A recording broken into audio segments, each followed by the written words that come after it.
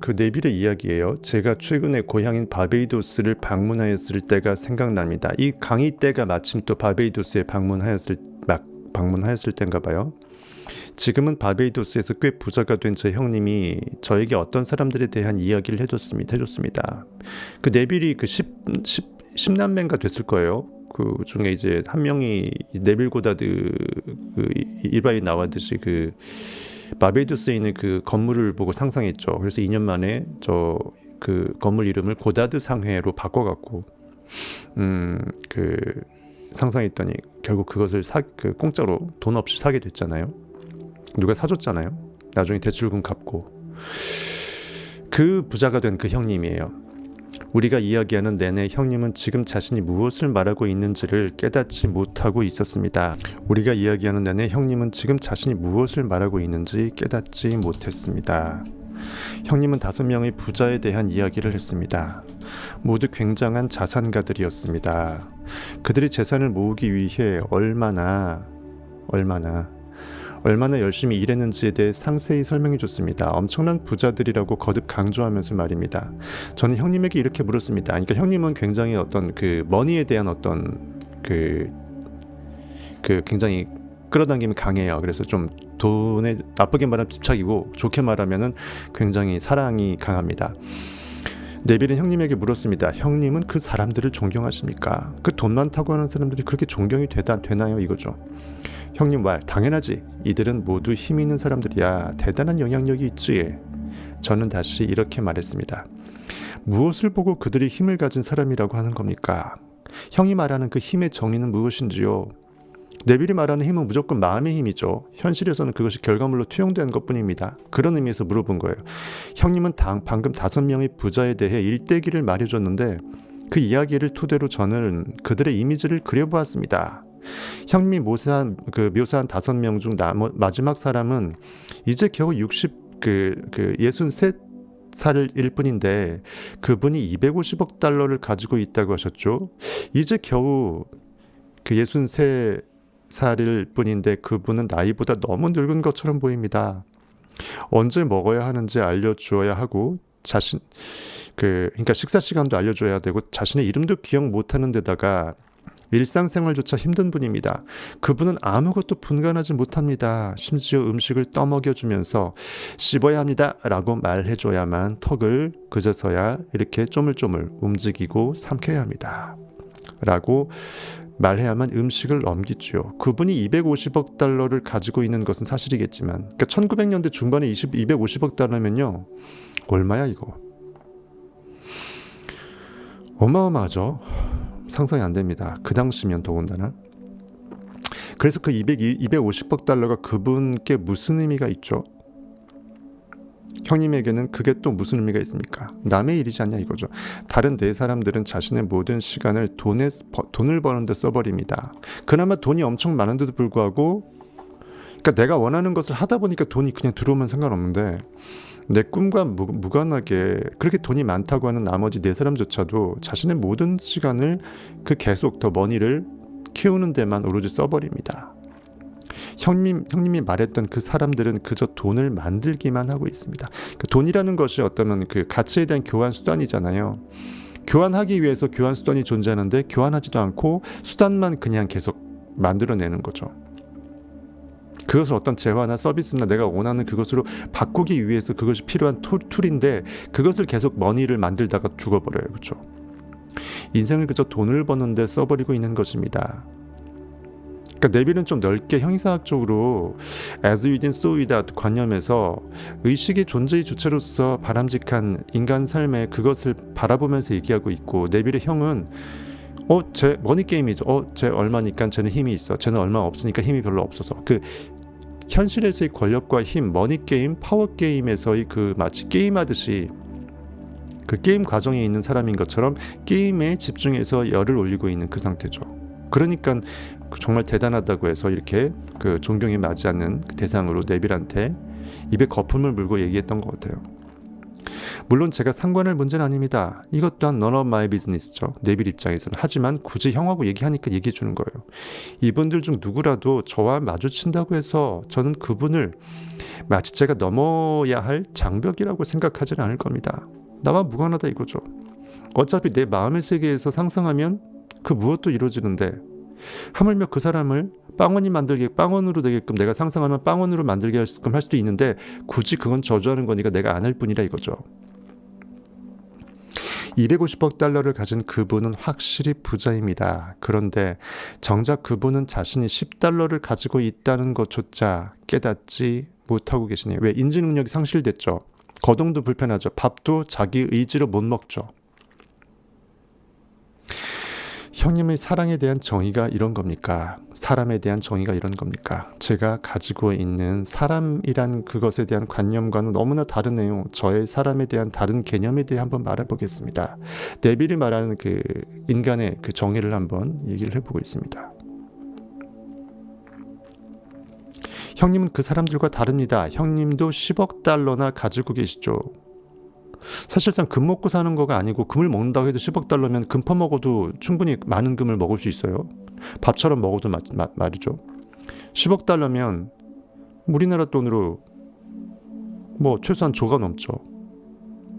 그 당시라면 더군다나 이건 뭐 지금의 몇십조 몇백조 이상의 가치가 있죠. 형님도 10억 달러나 가지고 계시죠. 그런데도 그분들처럼 몇백억 달러를 가지기를 그토록 원하시는 이유가 뭡니까? 왜 그러세요? 이분들처럼 되길 원하세요. 그러니까 돈이 많은 거가 무의미하다는 게 아니라 그 돈이 그만큼 더 벌기 위한 또 다른 어떤 궁극의 이유나 목적이 없이 그냥 돈 자체만 많이 버는 것은 뭐라는 거예요. 지금 네빌이 말하는 것은 착각하시면 안 돼요. 돈 많은 거를 뭐라고 하는 게 아니고 돈 많이 버는 사람을 욕하는 게 아닙니다. 돈이 안 좋다라는 게 아니고 어떤 의미가치나 목적성 없이 단순히 머니의 수치만 굳이 더 올리기 위해서 지금 이 순간에 나의 존재적 삶의 가치를 늙어가면서도 더 늙기 전에 깨닫지 못하고 그냥 머니만 버는 눈덩이처럼 그 눈만 그 돈이라는 눈만 계속 눈덩이로 굴리다가 죽어버리는 그걸 말하는 거예요. 네빌의 포인트는 이겁니다. 돈을 저주하는 게 아니에요. 이분들처럼 몇백억 달러를 가지기를 원하시는 거예요. 이분들처럼 정말 되기를 원하세요. 이분들은 자신의 전 생애를 돈을 벌고 돈을 만지고 돈을 경비하는 데 바치면서 물질에 집착해가고 있습니다. 형님도 물질을 경배하기 시작하는 겁니까? 내 안에 있는 IM보다 그것이 투영시킨 결과물을 뿌린 창조주를 더욱더 유의미하게 인지하는 것입니까? 이거죠.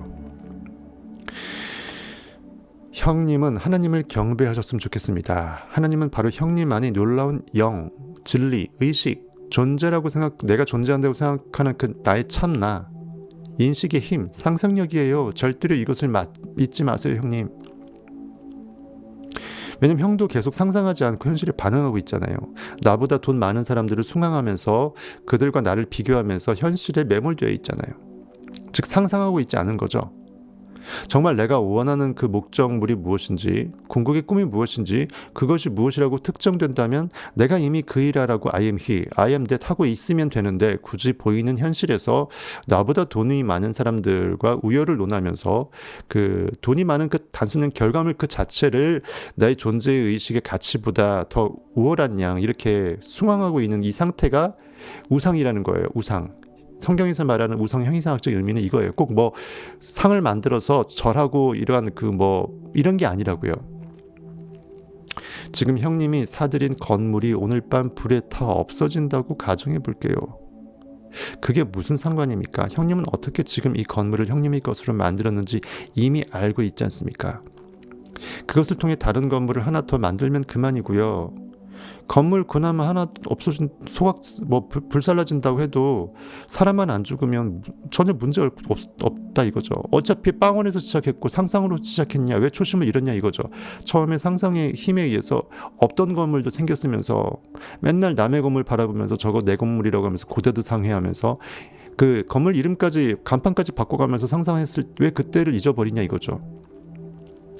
내일 형님의 모든 것이 불에 타 없어지더라도 괜찮습니다. 모든 것이. 소유물이 나의 존재의 주체하고는 다르잖아요. 소유물은 나의 상태하고 상관없어요. 나의 상태는 영으로서 상상하면 머금으면 되는 그 상태예요. 하지만 소유물은 그것이 투영된 현실에서의 그 여러 가지 중에 환경 중에 결과물적인 걸 말하죠. 특히 이제 돈 가치가 있는 것들, 그렇죠? 소유물은 잠깐 눈앞에서 없어져도 필요하면 상상하면 또 생겨요. 그걸 말하는 겁니다. 소위 우리는 돈이야 벌면 되지 그 말이죠. 눈에 보이는 이 세상에서 형님이 모은 재산에 대해 너무 걱정하지는 마세요. 보통 부자들이 문제가 생기는 게 이거 어떻게 관리할까, 거기서 스트레스를 받고 존재의 의식의 그 지금 이 순간 IM의 현존을 자각을 못하죠. 그러니까 골을 넣고 먹은 골 지키기 위해서 수비만 하다가 공격을 못하고 골을 먹는 거예요. 축구로 말하면 하나님을 찾고 오로지 하나님만을 경배하세요. 항상 의식의 원인 세계에서 결과물이 도출되게끔 원인으로 살면은 아무 무탈하고 평안한데 굳이 왜 이미 일어난 결과물에 빠져 사냐 이거죠. 하나님은 밖에 있는 것이 어떤 것이 아닙니다. 하늘에서 하나님을 절대 만날 수 없어요. 형님 안에서만 만날 수 있어요. 형님은 형님 자신을 볼 수 있지 않으십니까? 나는 사람이다. I am man. 라는 것을 보실 때 형님께서는 이 사람이 반사되어 있는 것을 보는 겁니다. 그러니까 내가 사람이라고 인식하는 순간 그 인식의 결과물인 그 사람의 내가 이제 반사되어 있는 모습으로 비유한 거예요. 나는 가난한 사람이다라고 자신을 여기고 있는 사람을 형이 보게 된다면 형이 눈에 비춰진 그 사람은 아마도 가난한 모습일 겁니다. 왜? 그가 이미 스스로 가난하고 하다고 인정했으니까 현실에서도 그 모든 사람들의 결과물들이 자신을 가난하다고 가난의 결과로서 볼 수밖에 없다는 것을 말하는 거죠.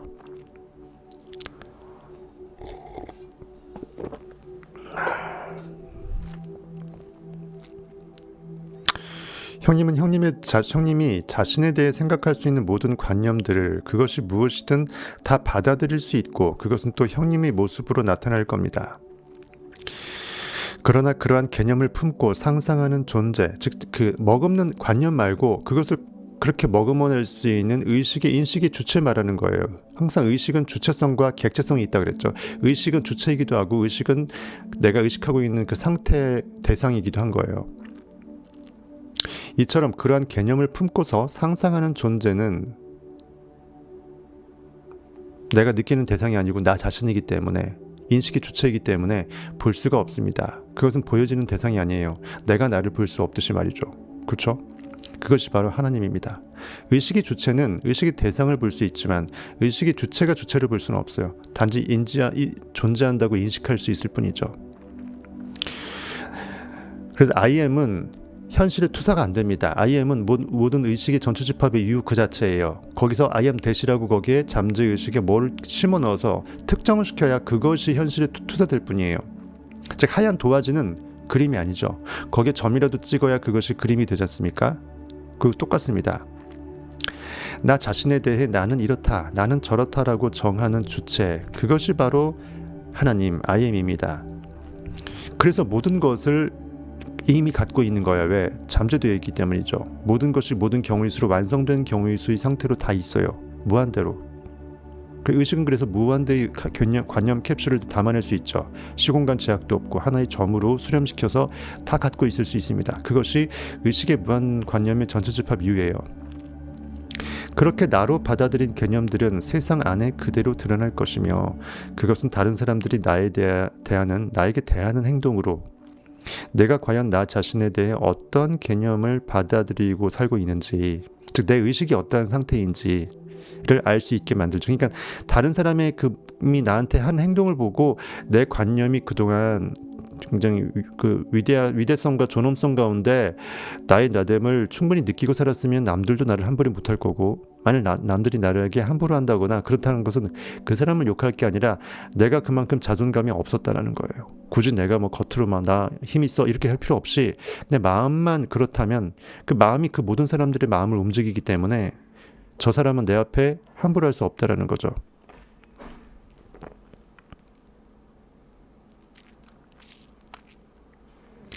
그러나 내가 진정 누구인지는 아무도 알지 못합니다. 생각을 품는 자, 혹은 상상하는 자, 그것이 바로 나임을 다른 이들은 알지 못합니다.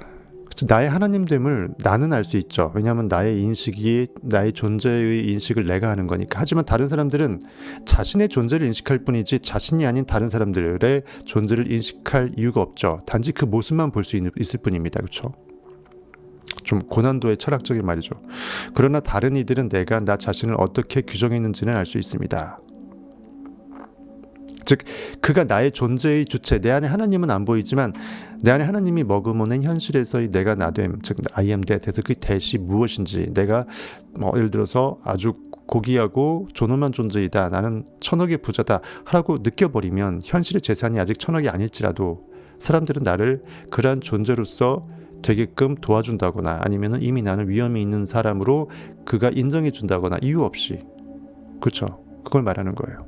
즉 내 모습이 어떤지를 그들은 거울처럼 비춰줄 수 있다는 거죠. 하지만 내 안에 하나님이 있음을 그들이 알 수는 없어요. 즉 내가 신임을 그들은 몰라요. 그래서 바리새인들도 예수 그리스도한테 성경에서 네가 하나님이냐, 너 요셉의 아들 아니냐, 즉 고깃덩어리 모습을 보고 그 안에 있는 의식의 영존성을 몰각시키려고 하는 거죠. 비슷합니다. 그런 맥락으로. 그것은 외부로 외부로 나타나니까 말이죠. 제 통장의 잔고는 제 통장을 관리하는 은행원에게 제가 경제적으로 어떤지를 알려줍니다. 그때까지만 해도 전산이 아니기 때문에 은행원들이 다 관리하잖아요. 내 통장 잔고는 관리하는 은행원이 어떤지를 이렇게 마치 전광판처럼 알려준다는 거예요. 이것과 비슷하게 사람들은 모두 다른 이들이 스스로에게 규정한 개념들을 보게 됩니다. 의식 중에다 또는 무의식 중에 내가 나에게 대해서 어떠한 상태임을 내가 느끼잖아요. 그것이 적극적 상상이든 현실에 대한 반응이든 그거 그대로 남한테 비춰준다는 거예요. 하지만 개념을 정하는 자, 즉 생각을 품는 자, 상상하는 자를 보지는 못합니다. 즉 인식의 주체는 마치 그림으로 따지면 하얀 도화지이기 때문에 하얀 도화지는 어디 있는지 알 바가 아니고 보려고도 안 하고 그 위에 덧칠해진 그림만 보려고 하는 거 비유할 수 있겠죠. 그림은 그림판에 덧씌워진 그것이라고 생각을 하지 않고 그냥 보여지는 그림 자체라고 생각하는 거 똑같아요. 상상하는 자를 절대 잊지 마세요. 즉 상상의 주체, 의식의 주체, 인식의 주체 I am을 잊어버리면 그냥 나의 모든 것을 잊어버리는 것 똑같아요. 그것이 바로 하나님입니다. 그것은 바로 형의 놀라운 자아, 내가 나로서 존재하는 사도 바울이 말했던 그 나의 나됨. 나의 나됨은 오로지 주의 은혜라.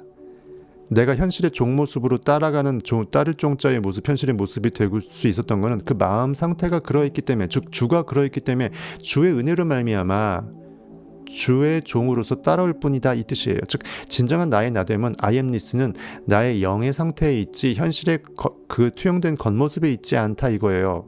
그것을 네빌은 강학상 I am을 명사형으로 해서 I am ness에서 I amness 이렇게 나의 나됨으로 이렇게 그 참자, 내 안에 있는 존재의 의식 하나님으로 빗대고 있습니다. 무새가 그 떨기나무 앞에서 하나님한테 물어보니까 하나님이 나는 나다. I am who I am. I am that I am. 나는 내가 나라고 생각하는 그 나이다. 나는 원래 존재했다는 뜻이죠. 내가 마음대로 나의 존재를 규정할 수 있다. 누가 그렇게 할 수 있죠? 원래 존재했던 근원적 자만, 창조주만 누구한테 피조된 그것이 아니어야만 가능한 실존입니다. 나는 내가 나로서 나라고 생각하는 그 나이다. 즉 나는 나이다라는 거죠. 나는 I am이라는 거예요. 나는 존재의 모든 것이고 있음의 모든 것이고 존재의 의식 자체라는 거죠. 모든 것을 인식해낼 수 있는 인식이 주체라는 것입니다. 이 한 말이 다 들어가 있어요. 그래서 네빌은 I amness라고 합니다. 그것은 바로 형의 놀라운 자아 I amness이죠. 그것이 바로 하나님입니다. 네빌은 수많은 사람한테 강해를 했지만 자기 친형임에도 불구하고 예전에 상상으로 건물을 샀음에도 불구하고 깨닫지 못하고 아직도 이렇게 살고 있으니까 얼마나 답답했겠어요. 원래 그래서 가까운 사람한테 못 가르쳐요. 예수님도 성경에서 보면 고향 땅에서 무시당했잖아요. 그대로예요. 진리가 깨어나게 되면요, 시공간적 육체적으로 제가 뭔데 쟤는 뭐 별거 없었잖아 하면서 그 사람의 고깃덩어리적 그러한 모습에 사로잡혀서, 그 인식에 사로잡혀서 그 사람 안에 진리가 깨어나는 걸 인정하고 싶지 않아요. 그리고 제가 내가 생각하는 그 정도밖에 안 되는 제가 진리야? 그럼 나는 뭐가 돼? 하면서 자기 열등감이 사로잡히죠. 그래서 가까운 사람한테는 진리 대접을 못 받습니다. 그것은 바로 형의 놀라운 아이엠니스, 자아이죠. 그것이 바로 하나님입니다. 그것 이외에 절대로 다른 하나님은 있을 수 없습니다. 네빌이 이처럼 위대했음에도 불구하고 오히려 정말 그 신형도 그렇게 상상에 의해서 건물을 샀음에도 불구하고 형들이 어쩌면 네빌을 가장 상대적으로 무시했을 수도 있다는 거예요. 그렇죠? 무시하지 않았다면 감히 이렇게 네빌이 그렇게 가르치고 있는 것과 반대 개념을 이렇게 열거하면서 자랑하면서 네빌하고 맞짱 뜨지 않았겠죠. 밀망에서라도 못했겠죠. 등잔 밑이 어두운 것입니다. 상상력, 곧 하나님은 그것은 잠재적으로 무한합니다. 상상, 의식이라는 말 자체에 무엇을 의식하고 무엇을 상상할지는 아직 안 정해진 상태잖아요. 이 의식이라는 말 자체에 시공간을 초월한 무한대의 것을 담아낼 수 있는 하나의 점과 같은 거죠. 그러나 실제로 하나님은 무한하지는 않죠. 왜냐하면 그렇게 된다면 형은 죽게 될 테니까요. 그러니까 원래는 무한한데 무한한 하나님이 유한한 존재로서 이렇게 현실에 투영된 거잖아요. 육체의 옷을 입고. 그렇죠? 근데 그 하나님이 다시 진짜 무한한 모습으로 환원돼서 뺏겨버리면 아이엠만 남고 아이엠 대에서 대시 사라져버리죠. 콩나물 대가리가 따지는 거예요. 대시 뚝 따지는 거예요. 그럼 아이엠만 남으면 뭐죠? 현실에 투영될 게 없죠.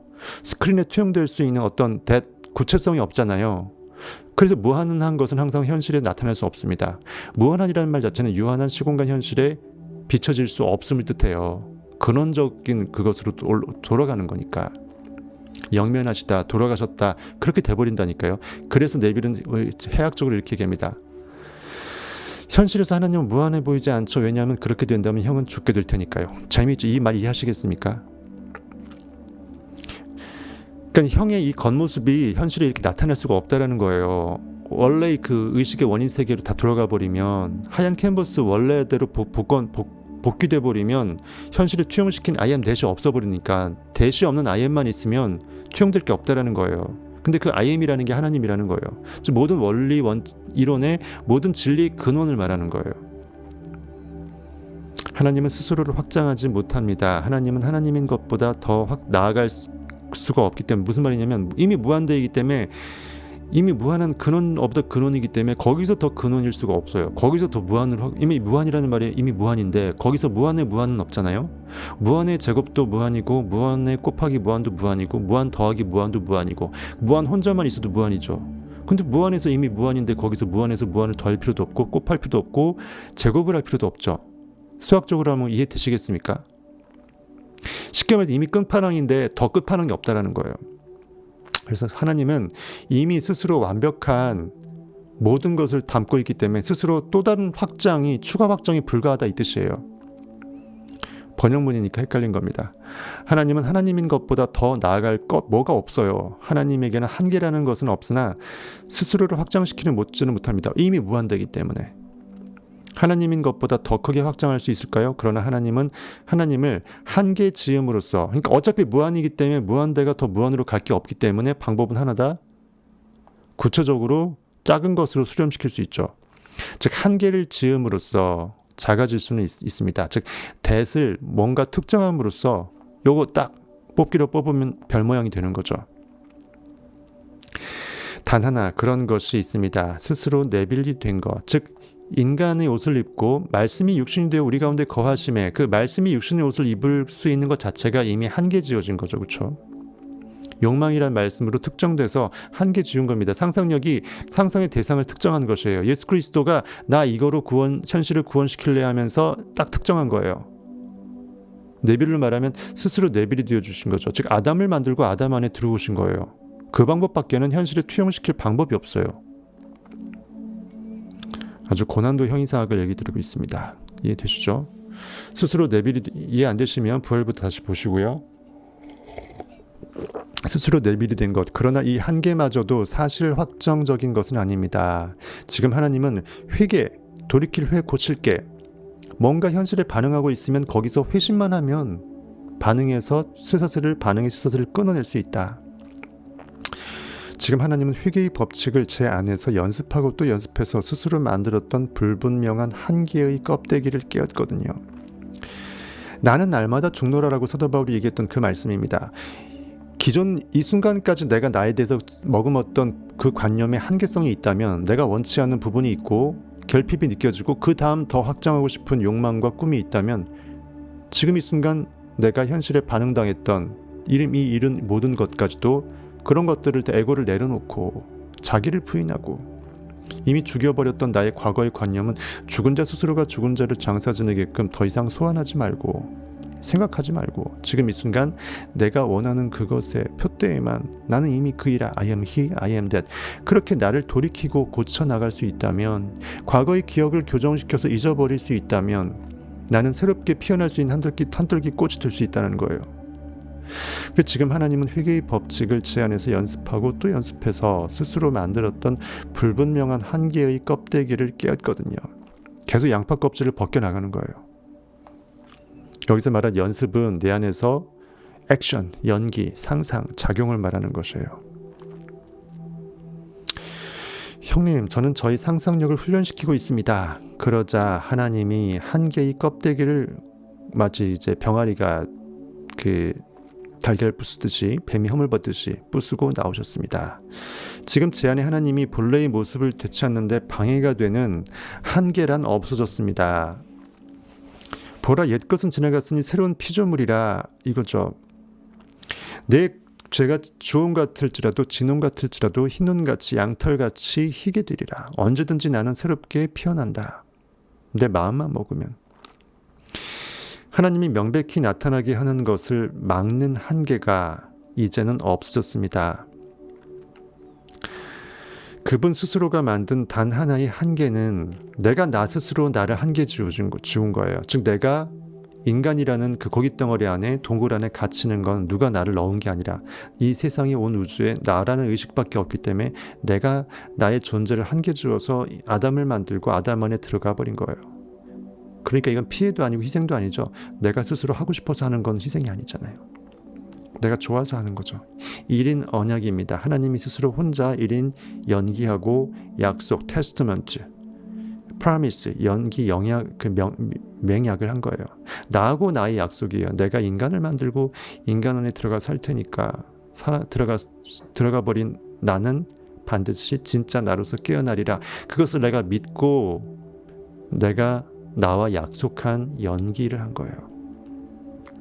상상을 한 거라고요. 그래서 하나님은 상상력입니다. 그래서 인간은 하나님이고 인간은 상상력인 거예요.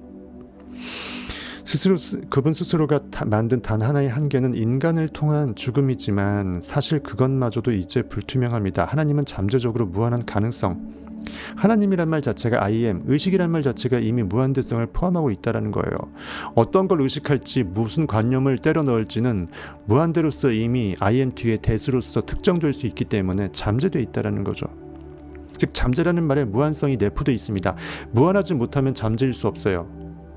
모든 것이 다 이미 그 창고 안에 다 있어야 돼. 뭘 뒤져 찾아도 있어야 돼. 그러니까 창고가 얼마나 크겠어요? 무한대로 크겠죠. 똑같아요. 무한하지 못하면 참으로 잠재일 수가 없습니다. 포텐셜이란 말 자체에 이미 무한성이 전제로 깔려 있어요.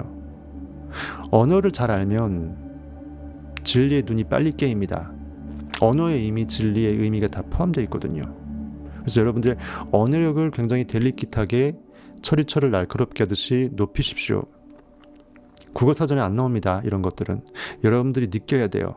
언어의 느낌, 그리고 성경 저자나 이미 깨달은 사람들이 왜 이렇게 표현했을까, 그 느낌을 알게 되면 이렇게 표현할 수밖에 없었겠네, 추적이 됩니다. 그때 여러분들은 어떠한 그 해석, 통역, 어떤 법규도 없이, 어떤 가이드도 없이 스스로 그 저자의 마음을, 영으로 깨어난 진리의 마음을 알아낼 수가 있어요. 여기 모인 분들 모두 하나님의 놀라운 창조의 흐름에 합류하는 중이며, 여기서 제가 말하는 창조의 흐름, 창조의 사이클, 그렇죠? 창조의 흐름이란 하나님과 하나됨을 의미합니다. 하나님과 하나 된다는 게 뭘까요? 고깃덩어리 둘끼리 부둥켜 껴안는 게 아니에요. 하나님은 사람 고기가 아니라고요. 인간 안에 들어오셨지만 안 보이는 영으로 의식으로 존재한다. 즉 영원의 세계, 원인 세계의 존재라고요. 원인자예요. 쉽게 말해서 원인자, 결과자가 아니고 원인자. 하나님과 하나됨이라는 것은 내가 하나님임을 원인의 의식의 세계에서 느껴버렸다라는 거예요. 그리고 그렇게 인식하고 있음을 말하죠. 그 인식 자체가 하나님이니까 인식하고 있어야 하나님과 만나는 거가 되죠. 말장난이니까 어쩌면 맞죠. 그래서 하나님과 하나됨이라는 것은 내가 인식 자체임을 인식하고 있는 상태에서 인식으로서 일을 할 때예요. 이해하시겠죠? 모든 원인 세계의 만왕의 왕으로 인식의 주체가 인식 활동을 내가 왕됨으로서 하고 있다라고 인지하고 하면서 느끼고 있다면 그는 하나님의 일을 하나님으로서 하는 거죠.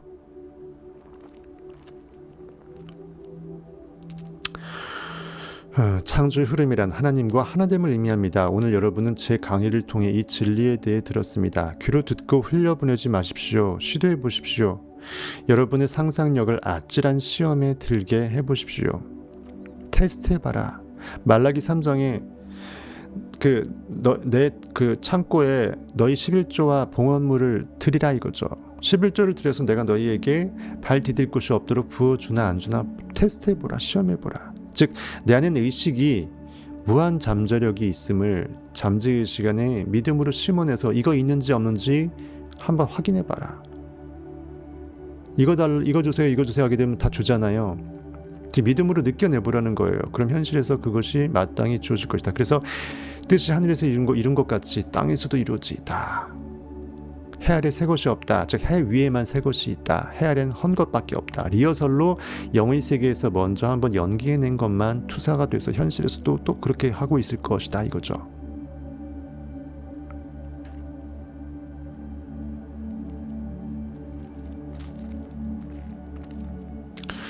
그리고 그분들이 또 다른 분들에게 알리도록 하십시오. 좋은 소식들, 굿뉴스잖아요. 가스펠, 굿스펠, 가스펠.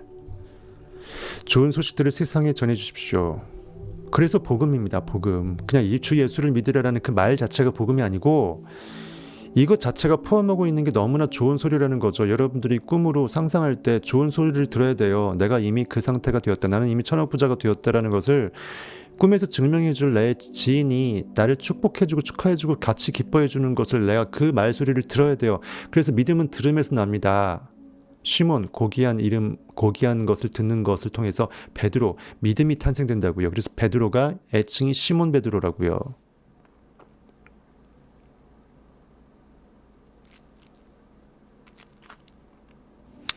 이런 행위가 복음의 전파입니다. 복음이란 단어는 간단하게 좋은 소식이란 뜻입니다.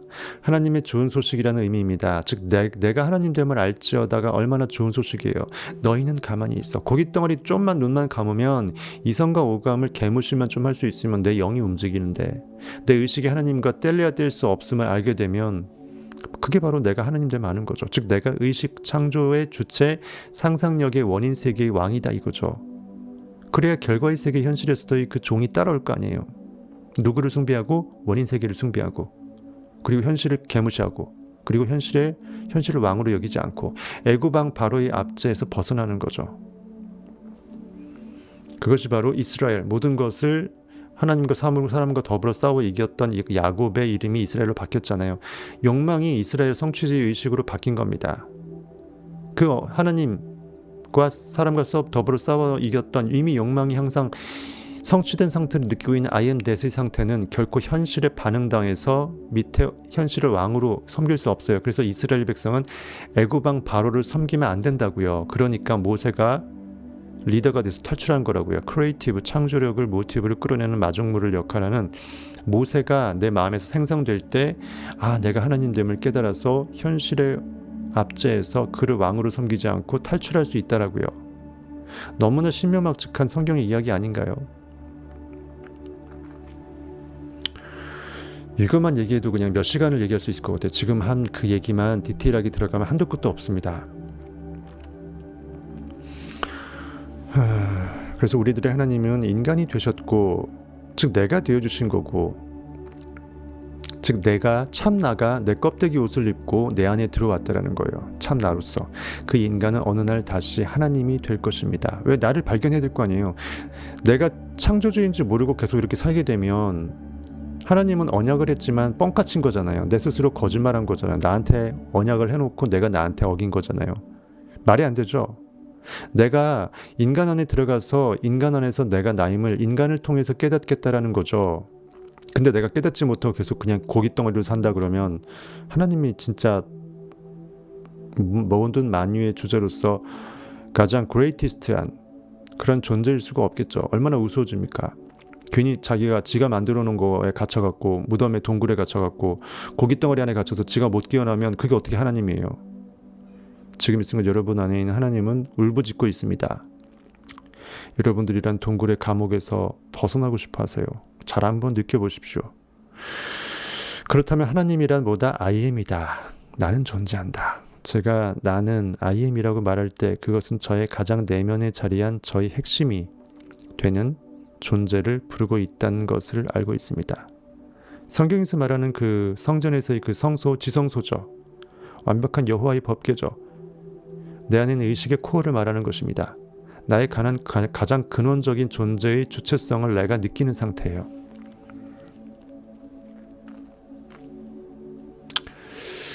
I am, 나는 아프다, 나는 병이 있다고 말합니다. 저는 언젠가 저를 괴롭히던 병으로부터 떠날 수는 있지만 나의 존재인 I am으로부터는 떠날 수 없습니다. 그러니까 내가 아픈 상태는 내가 벗어날 수 있지만 내가 이미 나로서 존재한다는 의식의 주체로서의 그거는 어떤 상태가 아니고 나 자체이기 때문에, 즉 내가 나 아닐 수 없다라는 거. 쉽게 말해서 내가 난데 내가 나 아닐 수 있나요?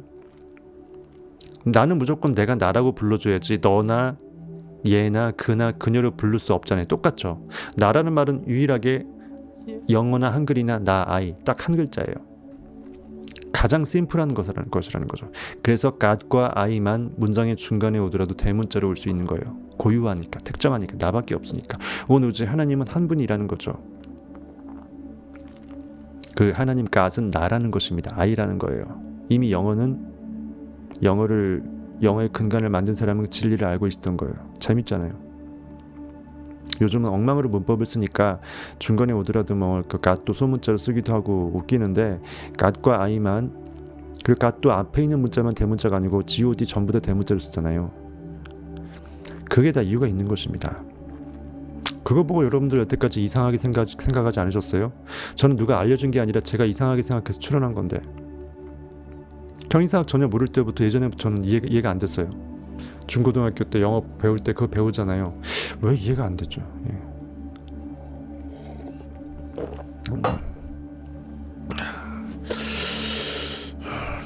저는 부자가 되는 것을 버리고 아주 가난해질 수도 있습니다. 그러나 저는 I am인 저의 존재 자체를, 즉 내가 나 아닌 상태로 버려질 수가 없다라는 거예요. 저의 존재 자체를 버릴 수는 없다. 내가 나임은 어쩔 수 없다라는 거죠.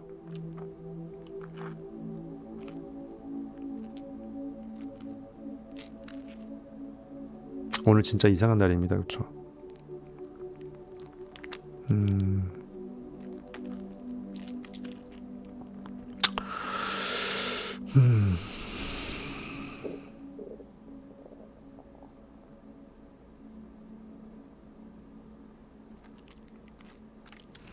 하나님은 제 존재의 핵심을 구성하고 있습니다. 저의 중심입니다.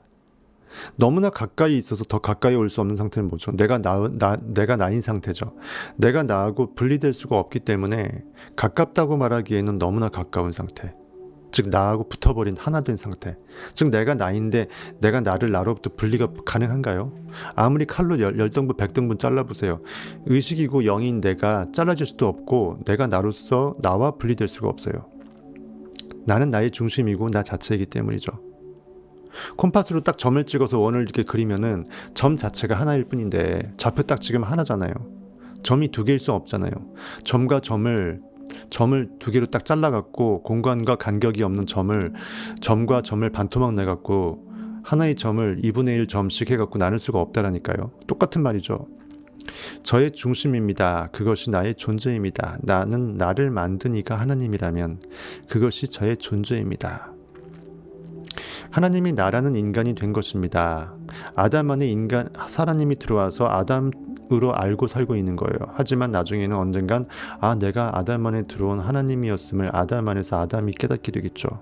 그리고 하나님 주를 찬양하겠죠. 그렇죠? 하나님은 내 안에 실제로 살고 있습니다. 저는 언젠가 다시 하나님이 될 수도 있습니다. 하나님 자신이 네빌이라는 한계를 쓰고 있는 것이며, 그렇다면 언젠가 네빌은 한계 없이 영원히 확장되어 가고 있는 하나님의 본 모습으로 돌아가게 될 것입니다. 그래서 여러분들이 이제 사람이 죽으면 돌아갔다라고 표현하잖아요. 환원되는 거죠. 화학으로 말하면 원래 상태로 복귀되는 거예요. 내 근원적인 상태로 더 이상 결과 세계에 투영시킬 거를 다 철수시켜서 아무것도 투영시키지 않은 상태로 회복되는 거예요. 영원히 확장되어 가고 있는 하나님의 본 모습으로 돌아가게 될 것입니다. 여러분, 오늘 밤부터 당장 시험해 보십시오. 이 세상에 있는 무엇을 가지고 하셔도 좋습니다. 시험해 보십시오. 아직 결혼하지 못한 분들이 있다면 결혼하고 싶은 분의 하나에 말씀드리는 것입니다. 이 당시에도 굉장히 결혼하고 싶지 않은 사람들이 있었나 봐요. 세상에 어떤 것이 여러분이 결혼했음을 나타내는 것일까요? 결혼을 상징하는 그 증표가 무엇일까요? 우리나라에서는 작은 반지를 끼는 것이, 미국 말하는 것입니다. 결혼을 나타냅니다. 여기 네 번째 손가락에 작은 반지가 끼워져 있는 것이 결혼을 상징하는 것이 아니겠습니까? 다른 손가락이 아닌 네 번째 손가락입니다. 반드시 반짝이는 다이아몬드 반지를 끼고 있어야만 하는 것도 아닙니다. 그저 단순한 디자인의 금반지여도 상관없지 않겠습니까? 여러분이 반지를 끼고 있다는 것, 네 번째 손가락에 반지가 있다는 것, 내가 누군가의 한 남편, 한 아내라는 것, 내가 이미 결혼한 상태라는 것을 나타냅니다. 오늘 밤 반지를 끼웠다고 가정한 후에 잠에 드십시오. 실제 손가락에 끼우지는 마십시오. 그것은 상상이 아니니까. 반응이죠. 실제로 끼워놓고 반지 사갖고 끼워놓고 상상하는 건 웃긴 게 이미 이것은 반응이죠. 참 상상이 아닌 것입니다. 상상력의 손가락에 반지를 끼우고 상상력 안에서 그것을 느껴보십시오. 할 수 있습니다. 결혼한 모든 상태를 느껴보십시오. 느끼실 수 있겠습니까? 손가락을 만져보십시오. 차가운 금속의 느낌을 한번 느껴보십시오. 느끼고 또 느껴보십시오. 예, 길래정님, 예, 좀 늦으셨네요, 그렇죠? 예, 반갑습니다. 이제 딱 3분 오셨네. 여러분은 결혼한 상태와 그렇지 않은 상태에서의 손의 느낌을 구별할 수 있겠습니까? 여러분은 상상 속의 테니스공의 느낌과 야구공의 느낌, 그리고 비단 조각의 느낌을 모두 구별할 수 있습니다. 그렇듯이 여러분의 상상력 안에서 구별되지 않는 것이란 아무것도 없습니다. 제가 언급한 모든 사물들은 여러분의 눈에는 보이지 않는 상태이지만 분명코 존재하고 있는 것이 확실합니다. 확실히 존재하는 것들입니다. 만약 제가 보이지 않는 사물들을 상상력 안에서 완전히 구별해낼 수 있다면 그것들이 비록 제 눈에는 보이지 않더라도, 즉 아직 현실에서 뭔가 투영된 그 시점은 아니더라도 실제로 존재하는 것들이기 때문에 내가 느끼는 순간 느낌은 이미 있다라는 거예요. 왜냐하면 느낌이 전부이니까. 유일하게 있을 수 있음을 내가 스스로 확정 지을 수 있는 것은 내가 느껴버린 거예요. 느껴버리지 못하면 나는 그거는 없는 거예요. 이렇게 실제로 존재하는 것들이기 때문에 구별이 가능한 것입니다. 즉 내가 느낌으로 뭔가를 구별할 수 있다는 건 이미 느꼈다라는 말 자체가 이미 그것은 있다라는 전제 하에서의 그것이라는 거죠. 반대로 내가 느낄 수 없다 그러면 내가 현실에 그것을 투영시킬 수 없다, 나는 그것을 가지고 있지 않다라고 내가 나를 한계 지은 상태라는 거예요. 원래의 상태는 하나님인데 그것을 내가 못 믿어내니까 하나님이 주저앉아 버리는 거죠. 그래서 모든 것이 이미 가하고 다 있지만, 잠재되어 있지만 내가 믿음이 없으면 그것을 있다라고 현실에 증거를 못하라는 거예요. 그래서 믿음은 바라는 것들의 실체, 실상이고 보이지 않는 것들, 보지 못하는 것들의 참 증거라는 거예요. 이게 진짜 증거라는 거예요. 이것 때문에 있게 되는 거니까. 그렇죠? 느낌이 전부이고 느낌이 중요합니다. 자, 이제 반지를 손가락에 끼워 보십시오. 여러분이 반지를 끼고 있는 순간에는 여러분의 남편 혹은 아내를 생각할 것입니다. 반지 보고 이 반지의 의미를 생각하지 않고 멍 때리면 그 사람은 딴 생각하는 거죠. 반지를 보고 있는 게 아닙니다. 반지를 계속 끼고 있으십시오. 이것이 가능하다는 것을 제가 어떻게 알고 있느냐고요? 제 아내가 그렇게 했습니다. 네빌의 아내가 이 상상의 기법을 그대로 이용해서 그 네빌 고다드를 만났다고 합니다. 끼리끼리 유유상종이라고 하죠. 상상의 최전방에서 내가 너에게 정말 풍성하게 부어주지 않나 보라라고 그 테스트했던 그 아내 또한 테스트의 장본인이었어요.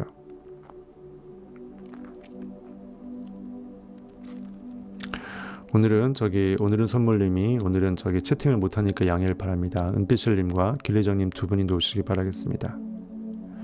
오늘은 선물님은 지금 세미나 중에 워크숍 중에도 몰래 이어폰 끼고 든다고 하십니다. 그 열정이 하나님께서 복을 주실 것이라고 믿겠습니다.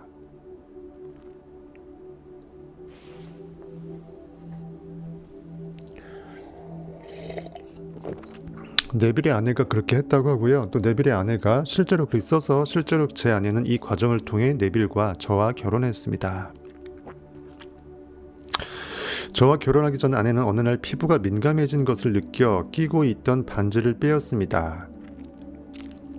어떤 분이 그녀에게 결혼 반지를 왜 빼세요? 라고 물었습니다. 사실 그 어떤 분은 저였습니다. 그 네빌이 상상하고 있던 네빌이 아내가 됐던 이 여인한테 이렇게 이 말을 물어본 거예요. 왜 결혼 반지를 왜 빼세요? 왜 남의 반지에 낀 거를 또 빼든 말든 뭔 상관이라고 물어봤을까요? 그만큼 둘이 끼리끼리 운명이라는 거죠.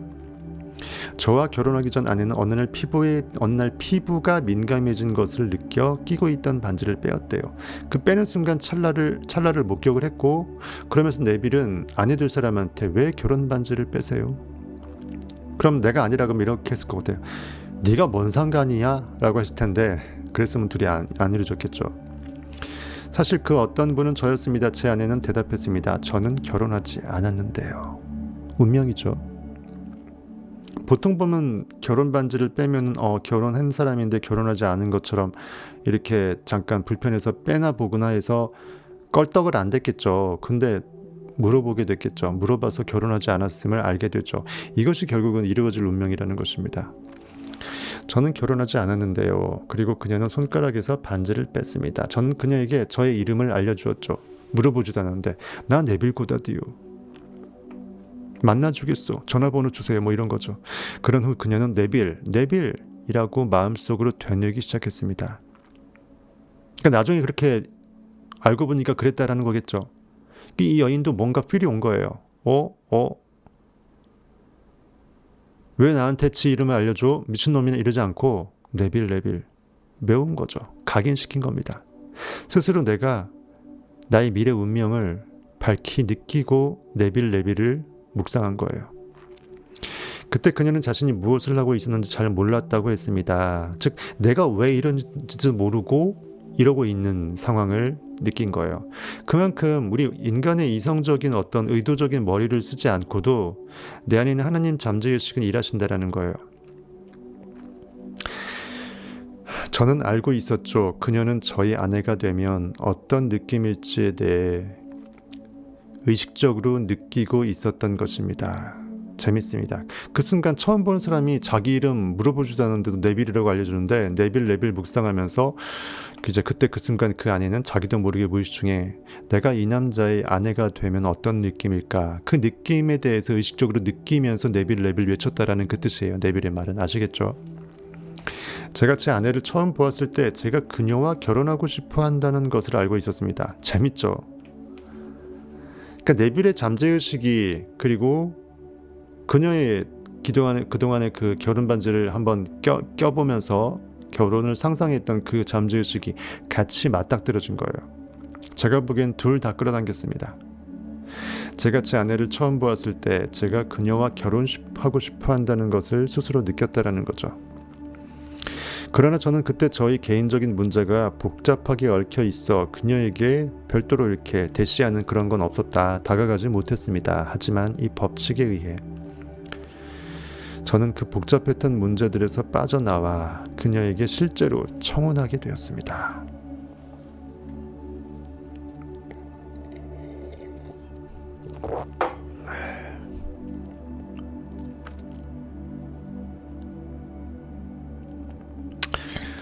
제가 제 아내에게 실제로 청혼하기 전까지 그녀는 그 반지를 끼고 있었습니다. 재밌네요. 저는 그때까지 그녀의 손가락에 반지를 끼워주지 않은 상태였지만 그녀는 저에게 반지를 끼우도록 했습니다. 그리고 그 반지를 마치 제가 끼워준 것처럼 상상하고 잠에 들곤 했었습니다. 그러니까 그녀의 상상 가운데 끼고 있는 이 반지는 네빌이 준 반지로 상상하고 끼고 있었다는 거죠. 하여튼 부창무수네요. 대단합니다. 아직 결혼하지 못한 여성분들에게 이 이야기를 들려드리고 싶었습니다. 물론 결혼을 하고 싶은 분들에 한해서입니다. 결혼에 관심이 없는 분들도 분명히 있을 것입니다. 괜찮습니다. 결혼을 하고 싶은 분들에게 말씀드리는 것입니다. 제 아내의 이야기가 바로 여러분이 할 수 있는 방법 중의 하나입니다. 그렇게 한다면 그 일은 갑작스럽게 이루어집니다. 결혼 상대를 찾아 헤매거나 누가 좋은 상대를 소개시켜 주길 기대하면서 중매장이 뚜쟁이를 만나러 다닐 필요가 없습니다. 이거 대중화되면 우리 결혼 중개업체는 다 망하겠네요. 대체로 이 사람이다 싶은 사람을 열심히 찾다가 만나게 되면 사실은 이 사람이 아니었던 경우가 실로 많죠. 즉 이성적으로 뭔가 모니터링해서 찾다 보면 한계성이 있다는 것입니다. 내 안에 있는 우주가 이래야 되는데 가장 최상에 적합한 이 사람을 내가 현실 이성 오감으로 뭔가 인간의 노력으로 해서 찾았다고 할지라도 이게 아닌가 보다 하면서 나중에 돌아설 경우가 많다는 거죠. 그러므로 밖에 나가 결혼 상대자를 열심히 찾지 마십시오라면서 뼈를 때려버립니다. 사랑을 찾는 사람들은 결국 사랑이 결핍된 상태를 현실로 불러내게 됩니다. 즉 사랑을 갈구한다는 것은 내 안에 이미 사랑이라는 마음의 상태가 없음을 증거하는 거잖아요. 어딘가 나 밖에 어딘가 있을 것 같다고 느끼면서 사랑을 요원하게 찾아내는 이 마음의 상태는 나는 계속 사랑이 없어 하면서 외치는 것과 동일하다는 뜻이에요.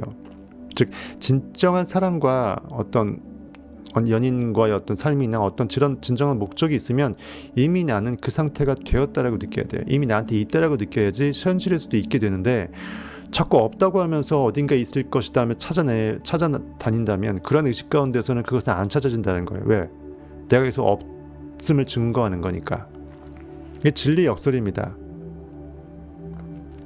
사랑을 찾는 사람들은 결국 사랑이 스스로 결핍되었음을, 자신의 의식이 그런 상태임을 현실로 그대로 계속 불러내는 꼴밖에 안 된다. 그 상태로는 사랑을 찾을 수 없게 됩니다. 사랑이 있는 상태만이 사랑을 찾을 수 있습니다.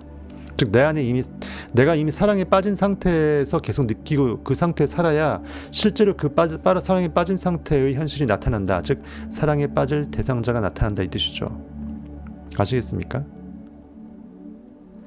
이미 나는 연인과 엄청난 연애에 빠져서 미쳐버릴 것 같다라는 그 상상의 느낌을 머금었을 때 현실에서도 나를 미쳐버리게 하는 그런 연인이 나타난다는 거예요. 또 그와 더불어 사랑에 fall in love 한다는 겁니다. 그러한 사람들은 사랑을 찾아다니지 않습니다. 사랑은 내게 있죠. 이미 있습니다. 사랑은 빠지는 것이지 찾아다니는 어떤 호주머니 넣는 그런 것이지 아니죠. 내가 이미 그 상태에 fall in이 되는 거예요. fall in love. 그럼 거기에 with 누구하고 fall in love 할지는 그 with 대상은 알아서 온 우주에 편재하는 만유의 주제가 나한테 내 앞에 나타나게끔 명한다라는 거죠. 뭐 기레전님 오시자마자 바로 최고라고 하면 어떡해요. 변말한 것도 없는데.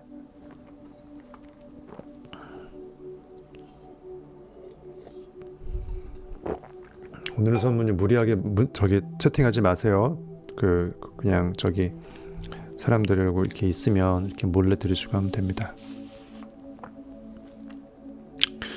사랑은 빠지는 것이지 찾아다니는 것이 아니다. 즉 형이상학적인 관념은요, 내가 그것을 그 상태로 머금어서 그 상태를 심취하는 그 상태지 그냥 느끼면 되는 거지 그것을 어디에 있을 것이라고 하면서 찾아다니는 나와 분리된 어떤 그 물건이 아니라는 거죠.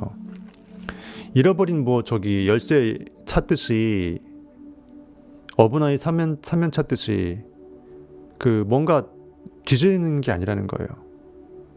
마음은 나 자체이기 때문에 내가 느껴버리면 나한테 이미 있는 거가 되기 때문에 굳이 그것을 내 현실의 눈앞에서 뭔가 헤맬 필요가 없는 거예요.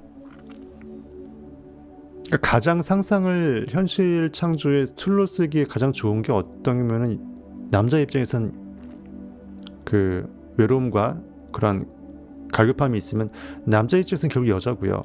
여자 입장에서는 남자입니다. 가장 사용하기 편하고 또 상상력은 성적 흥분 행위가 1센터에서 8센터로 끌어올려져 갖고 영적 능력이 커지는 거기 때문에 영성은 성적인 능력을 전제로 합니다. 성적인 갈급함과 그 황홀함을 못 느끼면 영적인 황홀함을 못 느껴요. 왜냐면 같은 거기 때문에 1센터에서 끌어올려질 에너지가 고갈되잖아요. 그걸 무분별하게 성적으로 그냥 육체적인 단순한 현실 반응적인 쾌감으로 방사시켜버리면 에너지가 고갈되겠지만 그걸 최대한 끌어당겨서 위로 올려버리면 실제로의 그러한 능력도 커질 수 있겠지만 뭐 그건 그냥 덤이고 실질적으로 영성이 커지는 거예요. 온 우주의 하나됨을 더 잘 느끼니까 온 우주에는 지니들이 엄청 큰 초특급 대형 지니가 나타나갖고 나한테 주인님 무엇을 원하십니까 하면서 내 앞에서 무릎 꿇을 수밖에 없다는 거. 비유하면 그렇다라는 거예요.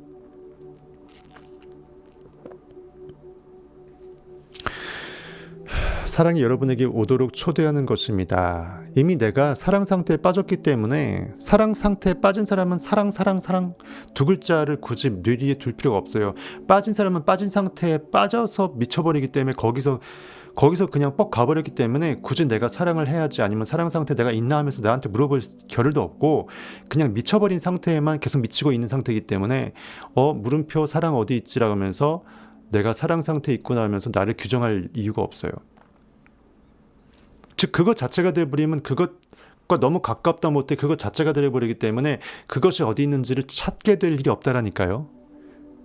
역으로 그것을 찾게 되면은 그것이 나한테 없음을 역으로 내가 나한테 그 증언하고 선포하는 꼴이 돼버리니까 난 영원히 외로운 사람이 돼요. 이게 참 진리의 오묘함입니다.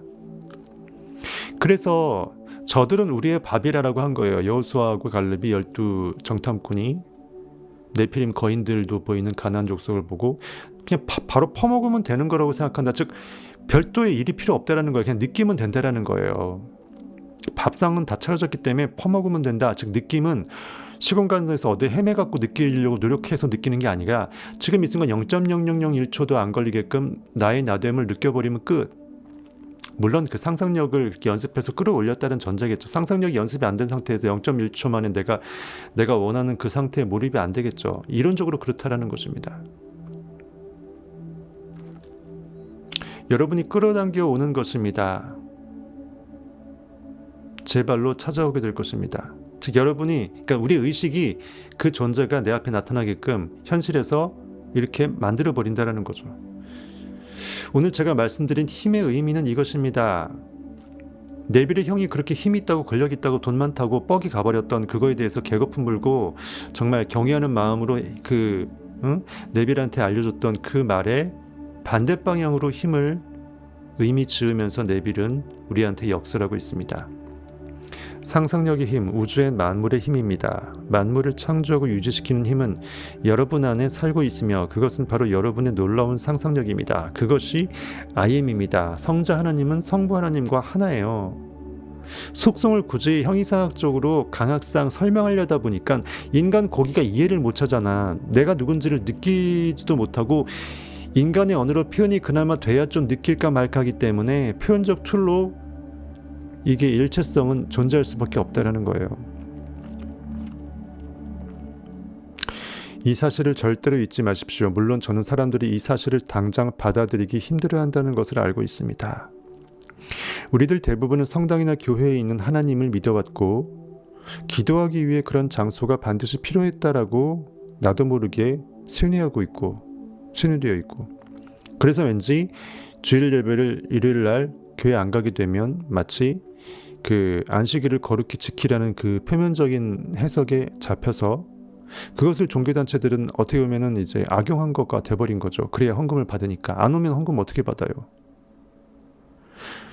주님 성전 몸된 교회가 나임을 알게 되면 굳이 고해 장소도 안 할 것이고 어떤 단체나 어떤 공간 속으로 따로 올지 않을 거 아니에요.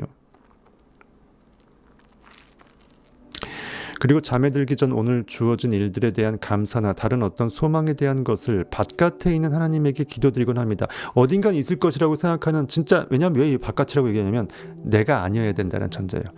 그리스도인들이 제일 착각하는 게 최소한 하나님은 내가 아니어야 돼. 그래야 내가 그를 부를 수 있고 그한테 얘기 나누듯이 뭔가 눈에 안 보이지만 어딘간 있을 거라고 하면서 나한테 임재하기를 바라잖아요. 이미 내가 하나님이라고 내 의식이 하나님을 진짜 아는 사람은 굳이 주님의 임재를 기다리지 않아요.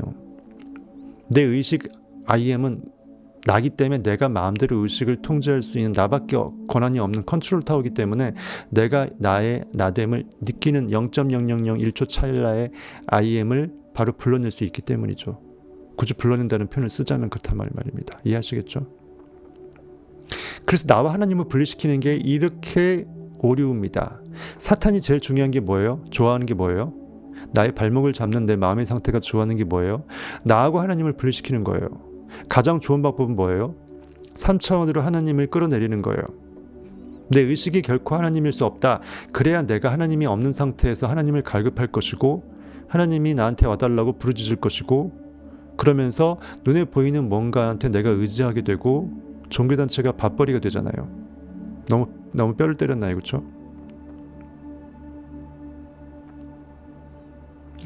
기르정님, 제 강의에 뻑이 간 게 아니고 최고가 아니고 오늘 선물님이 최고라고요. 예, 맞습니다.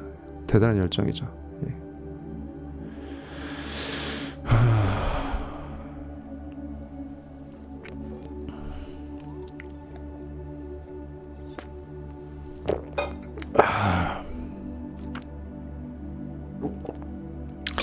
이것은 비난할 만한 일은 아닙니다. 믿음이 강하다는 것은 좋은 일이기 때문입니다. 그러나 저는 여러분에게 감히 말씀드립니다. 하나님은 여러분이 생각하는 그곳에 있지 않습니다. 분명히 천국은 여기다 저기다 이곳이다 이때다 저때다 시공간이 아니라고 분명히 성경이 되어 있습니다. 이미 하나님은 너희 마음에 있느니라. 천국은 너희 마음에 있느니라. 오늘 강연의 이야기를 관심 없는 이에게 말하게 된다면 비웃음을 사게 될지도 모르지만 단언하건대 하나님은 여러분 안에 계십니다. 아주 지극히 당신의 하나님입니다. 내 안에 있는 건 나밖에 없습니다. 내 안에 있다라는 것은 나라는 거예요. 내 안에 있는데 내가 아니다라고 생각하면은 여전히 고깃덩어리적으로 나의 의식을 생각하는 거예요. 내 아니라는 것은 이미 시공간을 초월한 의식의 4차원인데 관념의 세계인데 어떻게 거기에 내 안에 내가 아닌 제3의 존재가 하나님이라고 일컬어지면서 하나님 여기 있고 나 여기 있고 할 수 있네요. 제 말이 오류가 없죠. 바로 그겁니다. 내 안에 있다라는 것은 내 안엔 나밖에 있을 수 없기 때문에 결국은 내 안에 있는 하나님은 나라는 거예요. 당연한 말이죠.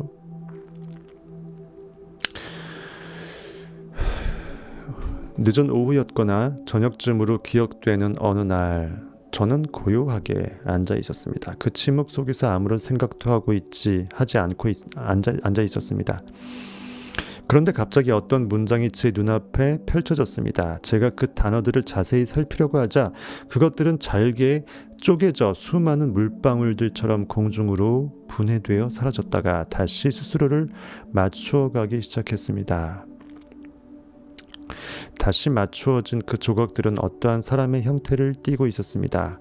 가부좌를 틀고 있는 어떤 남자였죠. 저는 그 남자를 살펴보았는데 그 남자는 완벽한 자세로 조용히 앉아 있었습니다. 그것은 바로 저였습니다. 내 의식이 나의 존재 자체를 자각하면서 명상을 하는 순간 나의 존재의 모습을 이렇게 투영시키는 비주얼라이징이 가능하다는 거예요. 저는 조용히 앉아 있는 저를 보고 있었던 것입니다. 내가 나의 존재를 자각하는 것을 이렇게 비주얼라이징으로 묘사될 수가 있겠죠. 내가 나의 존재를 자각하는데 나는 나이기 때문에 내가 나를 볼 수 없어야 마땅하지만 그것을 이제 그 신비적인 그 상징적인 모습으로 이렇게 내 눈앞에 비전이 생길 수 있다는 뜻입니다. 그것을 통해서 나의 상태를 역으로 추지할 수 있겠죠. 마치 우리가 인간이 거울을 통해서 내 얼굴을 무슨 저기 모니터링 하듯이 영이 나의 의식의 상태를 모니터링 한다는 의미에서 내가 나의 존재를 스스로 불러내는 그 IM을 명상하다 보면 이러한 것들이 나타날 수 있는 게 당연히 타당하겠죠. 그리고 그것을 관찰하던 저는 인식하는 자로서 저였습니다. 즉 인식의 주체로서 I am으로서, 즉 내 인식의 대상 목적 대상이나 인식의 그 상태가 아니라 내가 인식하고 있다라는 그 인식의 주체, 인칭이라는 거예요. 즉 관찰자라는 것은요, 주체라는 거예요. 인식자라는 것은 주체예요. 관찰한다는 것은 인식한다라는 거잖아요.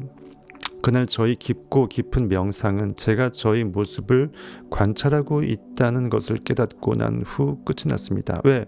이미 나의 모습을 보여줬잖아요. 그러면 목적 달성했으니까 계속 보여줄 필요가 없겠죠. 계속 보여주면 말이 안 되는 겁니다. 왜냐하면 내가 나의 존재를, 나기 때문에 내가 나를 볼 수 없다가 더군다나 영이기 때문에 내가 나의 존재 인식의 주체를 내가 불러내서 잠깐은 이렇다라고 내가 나 스스로 느낄 수가 있겠죠. 느끼게 했으면 된 거니까 다시 또 사라져야죠. 내가 나를 볼 수 없으면 마땅하다는 것입니다. 그것이 안 좋은 게 아니고 내가 한계에 갇혀있는 게 아니라 당연하다는 거예요. 이해하시겠습니까? 오늘따라 네빌이 아주 고난도의 얘기를 하네요. 근데 저는 그걸 더 한꺼풀 벗겨서 더 고난도로 더 미묘하게 더 끄집어내니까 더 어려운 얘기가 되는데, 그만큼 형이상학은 재미있습니다. 이렇게 가부좌를 틀고 있던 저의 모습은 희미하게 빛이 나기 시작했습니다. 그 빛은 점점 밝아지며 계속 커져만 갔습니다. 너희는 세상의 빛이니, 분명히 성경에 나와 있죠. 너희는 빛과 소금이니, 그 빛의 밝기가 가장 강해진 순간 그 빛은 꽝 하고 폭발해버렸고 저는 명상에서 깨어났습니다. 즉 나의 존재성만 충분히 영적으로 신비적으로 자각시켜주고 느껴졌으면 더 이상 계속 그것이 비주얼라이징 되면 이상하잖아요. 나는 내가 안 보여요. 정상이니까 원래 상태로서 복귀가 되면서 명상에서 깨어난 거예요. 제가 저희 모습을, 그리고 제가 내는 빛을 어디에서 과연 본 것일까요? 당연히 영으로 본 것이고 눈의 현실에서 없는 거니까 제 안에 있겠죠. 의식의 영원 세계입니다. 제 안의 존재가, 즉 나의 인식의 주체가 인식의 대상 상태인 명상 안에 주체성으로서 약간 싹 보여주고 만 거죠. 명상한다고 하면 보통 명상의 어떤 인식의 대상들을 인식하면서 인식의 주체가 인식의 대상 안에 들어가는 상태잖아요. 근데 보통 이제 그렇게, 즉 I am that 하지 않고 내가 I am인데 I am이 I am을 느껴버리면 대시 없는 상태니까 뭔가 비주얼라이징 할 게 없잖아요. 하지만 내가 어떠한 존재인지 느낌을 그대로 알려주는 그 비전이 이렇게 생성될 수 있다는 거예요. 충분히 추론이 가능하겠죠. 마치 우리가 네빌이 상상할 때 뇌 안에 있는 손과 선이 보이면 안 되잖아요. 육체적 눈으로는. 하지만 영으로는 보인다고 했잖아요. 비슷한다고 볼 수 있겠죠. 그리고 그 존재가 제 안에서 깨어난 순간 저는 그 존재가 바로 저라는 것을 완전히 알게 되었습니다. 누가 얘 너다라고 알려줄 사람이 없죠. 내 안에 나밖에 없는데 그럼 내가 스스로 알아먹어야죠. 이것이 너무나 이론적으로 이성적으로 굳이 왜 이게 나인지를 내가 입증해서 깨닫게 할 필요가 없다라는 거예요. 그래서 영은 심요막측하다라는 거예요. 그래서 온 우주에는 나밖에 없고 나 이외에는 다른 신이 없는 거예요. 온갖 잡신들이 있으면 이게 어떤 잡신 원인지 툰지 그 구별을 해야 되는데, 나밖에 없는 상태의 영의 세계는 꽉 찬 존재 의식의 전체 집합 6이기 때문에 전체 집합의 여집합은 없잖아요. 그냥 집합 하나예요. 나밖에 없다고요. 그래서 내가 나임을, 내가 하나님임을, 내가 바로 이 영적인 체험에서 이 상태의 존재로 표출된 그 상태로 존재하고 있음을 나는 알아봐줘야 된다는 거예요. 여러분들도 많은 체험을 해보시고 저한테 좀 알려주시길 바라겠습니다. 여러 가지 의견이나 체험이나 아니면은 어떤 그 건의사항들 이런 거 있으시면 대문자로 IAM 아래 하이픈 그 다음에 그 왕 WANG 이렇게 해서 IM 왕으로 카톡 넣어주시면 되겠습니다. 아니면은 채널 그 상세 그 채널 보게 되면은 이메일 있죠. 이메일로 알려주셔도 되고요. 하나님은 제가 되었습니다. 저는 하나님이 되었습니다. 재밌죠? 그러니까 인간이, 하나님이 아담을 만들고 아담 안에 들어왔으면 이 아담은 껍데기 고기 아담인가요? 아니면 알맹이 하나님인가요? 제가 단편 영상에서 알려줬다시피 하나님이에요. 하나님. 안에 들어온 알맹이가 선물이면 선물은 껍데기를 받으려고 선물을 받은 게 아니라 포장지는 선물이 아니고 선물 포장지일 뿐이죠. 인간이라는 고기 껍데기 아담은 하나님 자신을 우리에게 주시고자 하는 방법 중에 하나의 껍데기 포장지일 뿐이에요. 즉 우리는 하나님 자체를 선물 받은 거예요. 뭘로? 하나님 자체로서 깨어나도록 할 수 있는 장본인이 될 수 있도록. 그래서 인간은 하나님이 된 것입니다. 왜? 하나님이 인간이 되어주셨기 때문에. A는 B다가 전제가 돼야 그 다음에 B가 A다라는 말을 할 수가 있게 되죠. 하나님이 인간이 되어주셨기 때문에 인간은 하나님일 수 있게 된 것입니다. 그리고 저와 하나님은 이 모든 평화를 저에게 가져다 주었고 또한 모든 실수를 하도록 허락하셨습니다. 제가 앞서 말씀드린 괴물을 제 안에서 만들고 있는 것도 그분은 지켜보고 있었습니다. 얼마 전에 영적 체험이 있었죠. 정말 아름다운 환상의 아름다운 미인이 내 위에 있었고 엄청 괴물덩어리가 어글리한 게 내 밑에 있었고 내가 여태까지 부정적인 관념을 먹어만 했던 그 모든 것들이 그 괴물로 상징된 것이고 괴물의 뺨을 때리니까 괴물이 막 성을 냈죠. 하지만 괴물을 사랑해 주니까 괴물이 사라졌죠. 모든 것이 내 탓이오라고 나로 말미암았다라는 내 창조의 근원적 자아성을 인정하는 순간 굳이 나한테 그 괴물은 시위할 필요가 없어져 버리죠. 사랑은 모든 허물을 덮느니라는 말이 이 말입니다. 형이상학적으로 내가 나를 사랑하게 됐을 때 모든 것이 나로부터 말미암았음을 내가 통회하고 인정하고 회개하고 깨닫게 됐을 때 이제는 그러면 내가 창조주 하나님을 예수 그리스도의 공생애를 시작할 수 있는 거예요. 이때 내가 원인으로서 비로소 첫 걸음을 내디딜 수 있고 내가 앞으로 어떠한 존재로서 원인자로서 존재될지를 내가 이젠 결정권을 갖고 있음을 알게 된다는 거예요. 그때 여러분들은 리액팅을 최소한으로 줄이고 액팅을 최대한으로 끌어올리려고 하겠죠. 현실이 내가 아님을 알고 현실에 반응하지 않을 수 있는 상태, 즉 어떤 경우에 내가 현실에 반응하는지를 내가 볼 수 있는 해안이 생기겠죠.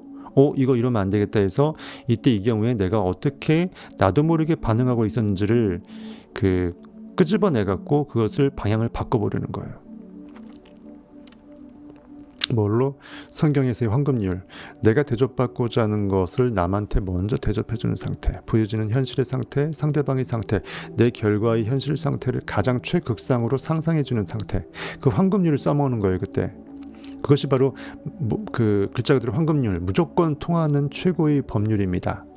왜? 그것이 진리의 최극상의 그 실체를 그대로 머금고 있거든요. 하나님은 제 안에서 명상을 통해 이 모든 것을 만들도록 저를 내버려 두었습니다. 그분은 제 안의 꿈꾸는 자입니다. 성경에서 요셉이 꿈꾸는 자로 나오잖아요. 그 야곱의 그 아들 중에, 그렇죠? 그분은 제 안의 꿈꾸는 자입니다. 즉 아담이라는 동굴 안에 갇힌 하나님은 자고 있잖아요. 잠잔다라는 것은 꿈꾸고 있는 거잖아요. 즉 현실이 지금 시공간이 꿈의 세계라는 거예요. 허상이라는 것입니다. 4차원 의식의 세계 입장에서 보면 투영물일 뿐인 거예요. 그래서 실체가 없어요. 허상이에요. 그림자예요. 잠깐일 뿐이에요. 그래서 정말 보이는 것은 유한하고 잠깐이고 보이지 않는 것만 영원하다 이것이에요. 그분은 제가 이 세상에서 꿈꾸고 있는 모든 것을 또한 꿈꾸고 있었습니다. 내 의식으로 나로 존재하니까 제가 이 세상에서 소망하는 모든 것을 함께 소망하고 있었으니까. 왜? 소망의 주체는 나 안에 있는 의식이니까. 인식이 무엇의 관념을 머금어내서 나는 그이다라고 느껴내니까 소망, 욕망, I am that에서 that은 이미 생명력인 I am이 그 안에 들어가 버릴 수밖에 없다는 거예요. 하늘의 미랄 안에는 온 우주의 진리가 그대로 내포되어서 생명력을 그대로 내포하고 있기 때문에 그 겨자씨가 겨자나무가 될 수 있는 거라고요. 하나님이 드러나시게 되면 더 이상 우리는 둘이 아닌 하나의 존재가 됩니다. 즉 만유의 근원적 자아가 I am임을 깨닫게 된다. 그것이 바로 하나님이 나한테 드러나지는 거죠. 그리고 모든 결과물들이 원인으로부터 나왔음을 내가 완벽하게 깨닫는 상태가 결국은 하나님이 나에게 자신을 드러낸 상태겠죠. 이때 더 이상 우리는 둘이 아닌 하나로서의 존재가 된다. 왜? 모든 결과물들이 내 피조물이니까. 내 원인세계 의식의 결과물이다. 내 탓이다. 내 덕이다라고 나는 아이엠됨을 내가 안으라 하면서 내가 내 안에 있는 온 우주의 만유의 주저인 하나님으로서 나의 그 위치를 점을 찍어낼 수 있다는 거예요. 나를 포지셔닝 시킬 수 있다는 거예요.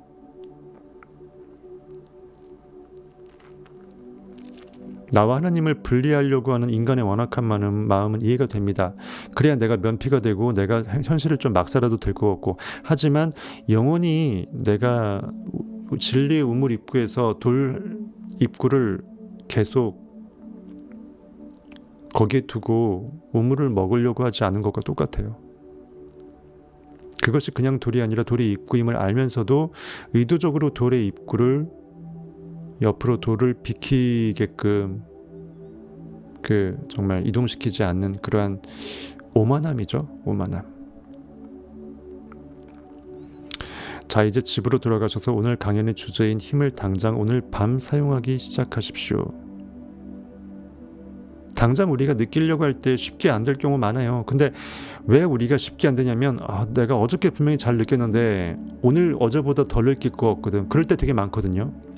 특히 흠뻑 적셔서 느끼면요, 그 느낌이 상당 부분 일이 돼서 소진이 돼버렸기 때문에 마치 성적 행위를 충분히 했을 때 더 이상 하고 싶지 않을 때처럼 지난밤에 충분히 느꼈으면요 오늘 밤은 잘 상상이 안 돼요. 왜냐면 욕망이 사라지니까. 근데 사람들이 그걸 조급하게 여겨서 오늘은 왜 어제보다 상상이 더 잘 안 되지 하면서 내 상상의 능력이 더 줄어들었나 이렇게 착각한다고요. 여러분들 그렇게 하지 마십시오.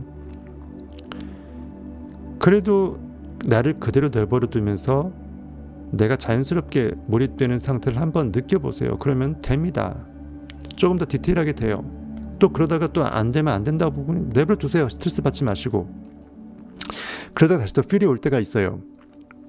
그럼 다시 이제 내가 느꼈던 것은 물질화가 돼 있고 양저장으로 들어가 있고 다시 또 뭔가 빈 6개의 돌 항아리에 비어진 돌 항아리가 생성이 될 거예요. 그때 다시 물을 채우세요. 의식의 물을. 그때 충분히 다시 또 풀로 느껴집니다. 황홀하게. 제 실제 경험입니다. 아주 고급 팁이에요. 자책을 하지 말라는 것입니다. 역으로 내가 그만큼 흠뻑 적셔서 그 양자장이 쏘아 올렸다라는 반증일 수도 있어요. 오히려 내가 상상을 잘했기 때문에 이런 겁니다. 만약 여러분이 여러분의 상상력을 신뢰하고 사용하기 시작한다면 여러분은 절대 실패하지 않으리라는 것을 이 자리에서 약속드립니다. 드디어 더 파워, 우리 안에 있는 상상의 이 힘을, 전능함을 이렇게 마감하는 챕터였습니다. 그 다음 챕터는 Feel After Him, 엘로힘, 하나님의 뒤에서 느껴라. Feel After라는 것은 이 재미있게 썼어요. 그 상상력, 의식, 하나님, I am 뒤에서 따라가면서 느끼라는 것은 역으로 상상력, 힘, I am, 하나님이 앞서서 느끼라는 말이에요. 영어적 표현인데, 그렇죠? 하나님이 먼저 내 앞에서 느끼라는 것은 내가 의식으로 원인 세계에서 먼저 느끼고 뒤에서 현실에서 반응해서 결과물로 느끼는 건 따라가라는 거예요. 즉 현실에서 종된 몸으로서 느끼는 것은 주된 영의 세계에서 먼저 하늘 위에서 먼저 느낀 것을 나중에 이제 하늘 아래에서 헌 것으로, 새 것이 아닌 헌 것으로 나중에 목격하면서 증거적으로 객관성을 담보시키면서 느끼는 거다. 이렇게 해서 Feel After Him, 이것을 이제 굳이 번역하면 여기처럼 상상 속에서 구하라. 즉 상상력이 먼저 느끼게끔 앞세워서 느끼고 고기 덩어리는 뒤에서 느껴라. 현실의 결과물로 나중에 느껴라. 그래서 Feel After Him 이렇게 해서 표현했네요.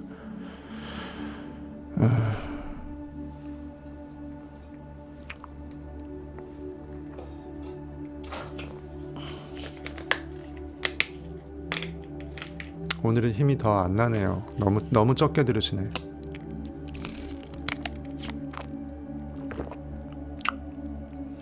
은빛실님, 길혜정님, 오늘은 선물이 3명인데 동시 시청자 수는 2명으로 적혀있네요.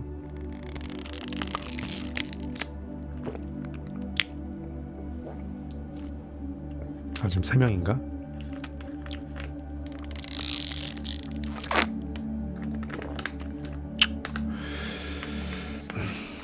언어의 한계성만 없다면 전 세계 인구가 다 들어도 제가 자화자찬이 아니라 그 정도로 귀한 내용인데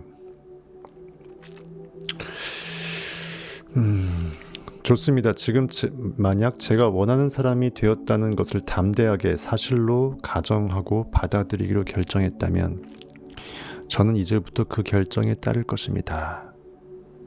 그리고 아침, 점심, 저녁으로 제 마음과 느낌을 살피며 사실로 가정한 상태를 계속 유지하도록 노력할 것입니다. 저는 매일매일 저의 상태를 살피며 제가 사실로 가정하고 받아들인 것과 모순된 마음 상태나 생각이 자리 잡은 것을 발견하면 그 즉시 그것을 무시해버립니다. 즉 내가 I am that을 하면은 내 마음이 느낀 것과 반대 개념의 현실의 상태는 개무시해버린다는 거예요. 그리고 내 영의 상태도 순간 내가 원했던 그 100% 순도에서 조금 어긋나는 마음의 상태가 되면 그것 또한 개무시해서 다시 100으로 끌어올린다는 거예요. 그러니까 상상이 안 되는 스트레스 상태로 상상이 조금 더 잘 안 되는 그 상상의 그 볼륨이 약간 다운됐을 때 여러분들은 스트레스를 받으면 안 돼요. 그러면 내가 나를 더 강제하는 꼴이 되고 잠재의식을 윽박지르는 거가 되고 혼내는 거가 되기 때문에 내가 더 상상이 더 안 돼. 연인을 사랑해서 달래게 해야지 그 마음문이 열리고 하나가 될 수 있고 똑같은 원리입니다. 그래서 여러분들이 이렇게 무시해버릴 수 있어야 돼요. 괜찮다. 그래서 베드로가 형제가 나로 하여금 계속 죄를 짓는데 내가 몇 번을 용서하리까? 70번씩 7번 용서하라. 그 말입니다. 그런 마음 상태나 생각을 한켠으로 치워둡니다. 그리고 저는 제가 받아들인 천국의 모습, 즉 제가 원하는 상태에 대한 생각에만 충실할 것입니다. I am that, I am he. 조금만 더 볼게요. 하나의 새로운 관념을 받아들이려면 그것이 자신의 일부가 될 때까지 수많은 자기 암시를 반복해야만 합니다. 내가 나한테 납득이 되게끔 계속 스스로 느껴내게끔 하고 그러니까 두 가지예요. 내가 우리 연기자로서 스스로 느끼는 주체이기도 하고 내가 더 잘 느끼게끔 제작자, 감독, 작가 역할도 해야 돼요. 그래서 4가지 역할을 하는 거죠. 이것을 자기 암시로 이제 바꿔서 표현할 수 있겠습니다. 내 의식의 세계는 나밖에 없기 때문에 내가 나한테 더 잘 느끼게끔 내가 더 뭔가 서포팅을 하는 거죠. 제가 1938년에 강의를 시작한 이래로 사람들 모두에게 알리고자 했던 법칙은 아직도 그것을 듣는 사람들에게 너무나 생소해서 충격으로 다가가고 있는지도 모르겠습니다. 제 강의에 참석한 분 중 몇몇은 해를 거듭하여 제가 알리고자 한 법칙을 듣고 또 들으셨습니다. 그런데 이런 분들 모두가 이것을 제대로 사용하는 것은 아닙니다. 이렇게 열심히 듣고 있는 분들 가운데서도 듣기만 하지 그걸 사용하진 않는다는 거죠. 그 이유는 제가 말씀드린 법칙이 그분들의 일부가 아직 되지 못했기 때문이다. 즉 습관, 그러니까 내 의식 자체가 진리로 통으로 이퀄이 돼버려야 되는데 그것을 내가 실질적으로 그렇게 해버릇하는 나의 존재로서 변환이 돼버리지 않으면 나 따로 있고 이것을 아는 지식 따로 있고 이 지식은 지식으로만 있고 내가 실제로 이렇게 느낌을 가져가는 상상력 투명 인간으로 실제로 사는 것은 별개의 문제니까 행함이 없는 믿음은 죽은 믿음이라는 게 맞죠. 내가 그것을 믿는 건 2가지예요. 이 법칙 진리를 믿는 거 첫 번째. 두 번째는 내가 원하는 욕망이 A라는 게 있으면 300억의 부를 내가 느껴내는 그 믿음이에요. 근데 믿음은 크게 보면 2가지지만 결국은 같은 거예요. 진리를 믿게 되면 내가 원하는 것도 당연히 믿어내야죠. 또 내가 원하는 것이 300억이면 당연히 그걸 믿어내야 돼. 그 사람은 당연히 이것을 포함하고 있는 진리라는 것도 믿을 수밖에 없겠죠. 진리를 못 믿고서 진리가 포함하고 있는 그 욕망의 대상을 못 믿는다면 말이 안 되는 거죠. 사실은 같은 거라는 것입니다. 하지만 사람들은 호기심에 또는 내가 원해서 머리로는 늦지만 내 영이 그것을 나하고 합일시키는 것이 별도의 진짜 믿음의 선한 싸움인데 그 영적 전쟁에서는 정작 왠지 약한 자로 하여금 나는 강하다라고 외치라고 하면서 보습과 그 낫을 칼과 창으로 만들어서 영적으로 영적 전쟁을 담대히 치르라고 했던 성경 말씀 요엘서태로 하지 않는 거예요. 우리 모두의 결국은 과제 미션일 것 같습니다. 언젠간 이 벽을 깨야 돼요. 그래서 반드시 내가 그렇게 해야 됩니다.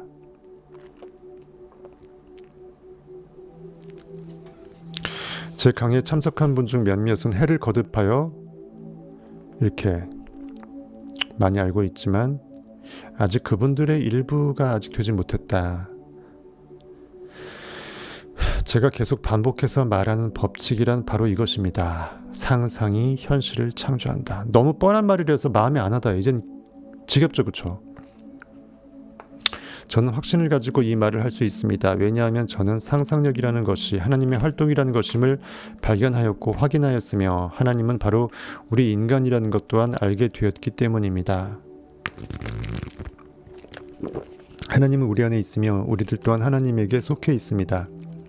즉, 내 의식과 영혼이 하나님의 영과 분리가 불가능해요. 불멸하는 인간의 몸, 그것은 바로 인간의 상상력입니다. 그것은 또한 하나님 그분이십니다. 세상 만물을 창조하는 것이 하나님이라면 이 광활한 우주 모두를 만들고 그것의 주인이 된 것이 하나님이라면 그분 역시 인간이 가진 것과 똑같은 상상력을 이용해 이 모든 일을 했었을 것입니다. 굳이 분석하자면 그렇다라는 거예요. 추론하자면 인간의 상상력이 별도의 창조주로서 존재하는 하나님이 있다면 그 하나님의 상상력과 다를 수가 없다라는 거예요. 하나님이 가진 것은 인간도 가지고 있습니다. 그렇다면 우리 인간은 자신이 무엇을 상상하고 있는지에 대해 지금보다 더 큰 관심을 기울여야 할 것입니다. 저는 상상 현실을 창조한다는 문구를 그저 세상을 대하는 어떤 그 패러다임이나 어떤 그 캐치프레이즈나 어쩌면 뭔가 좀 그럴싸한 어떤 표어 정도, 이런 정도의 하나로서 말하고 싶진 않습니다. 단순한 세계관 중 any other choice로 생각하기에는 너무나 절대적이다라는 거죠. 그것이 전부니까. 제가 상상 현실을 창조한다는 말을 완전히 믿는다면 제가 어떤 것을 생각하고 상상하는지에 대해 더 많은 관심을 가지고 주의를 쏟을 것입니다. 왜냐하면 믿은 만큼 내 믿음의 그릇에 담기니까 내 믿음만큼 현실은 바뀌잖아요. 그 내 믿음대로 될지어다 내 믿음이 너를 구원하였느니라 그 말대로 믿음만큼 나의 본질은 자각이 되는 거죠. 그래서 만약 제가 작정하고 저의 하루를 주의 깊게 관찰해 본다면, 다시 말해 제가 하루 동안 어떤 생각을 하며 보내는지 샅샅이 살펴본다면 그 시간 동안 혹은 깨어있는 18시간 동안 대부분을 제 인생에서 굳이 내가 원하지 않는 경험에 대해 생각하며 보내고 있다는 것을 발견하게 됩니다. 네빌 또한 깨달았다고 하는데도 스스로 셀프 모니터링 해보니까 내가 굳이 정말 갈망하는 최극상의 상태를 몰입해서 이미 그것을 성취해서 부르르 떠는 그러한 영적인 황홀함의 상태로서 I am that으로 느끼는 상태가 몇 시간 안 된다라는 거죠. 자, 이제 제가 말한 상상현실을 창조한다는 문구에 큰 관심을 두지 않고 아침을 맞는다고 가정해 보겠습니다. 일어났다. 보통 휴대폰부터 만지겠죠. 조간신문을 읽으면서 저는 제가 원하는 것과는 상관없는 마구잡이 상상력을 사용합니다. 신문을 읽게 되면 별의별 생각에 대해서 반응하죠. 주로 사건 사고죠. 나도 모르게 내 의식의 오염물질을 투척하는 거예요. 마치 그 일이 현실에서 발발하라고 내가 외치는 네거티브 창조자로서의 그러한 정말 발버둥을 치는 거죠. 그리고는 신문의 내용이 사실인지 아닌지 크게 상관없이 자동적으로 그 기사의 내용에 반응합니다. 신문의 내용이 신문사의 의도로 그렇게 쓰였는지 아니면 어떤 기자의 나름의 개인 해석대로 쓰였는지 알지도 못하면서 우리는 신문을 한 줄씩 읽어가며 기사에 반응합니다. 그리고 그 마구잡이 생각들을 그대로 개념 없이 내 마음과 뇌 속에 집어넣어놓고 하루를 시작하죠.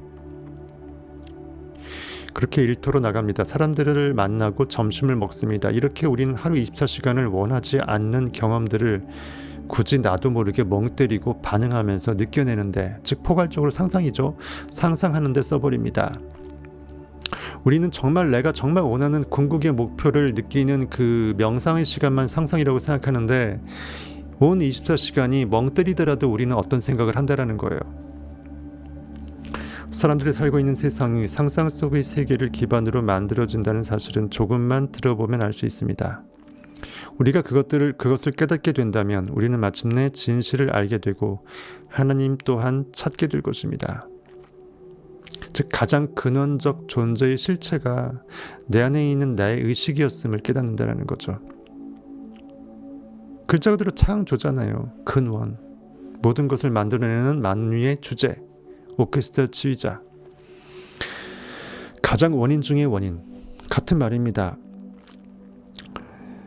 사도행전 17장에 나오는 이야기를 말씀드리려 합니다. 이 이야기가 역사적 사실인지 아닌지는 알 수 없습니다. 사실인지 아닌지가 중요한 것은 아닙니다. 단지 이야기 안에 오늘 강의의 핵심이 있다는 것이 중요할 뿐입니다.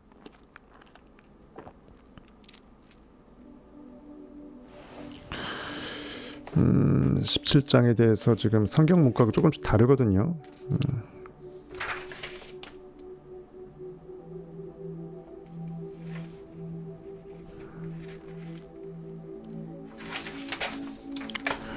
여기서부터 완벽하게 달라지는데 내용들이 되게 애매하네.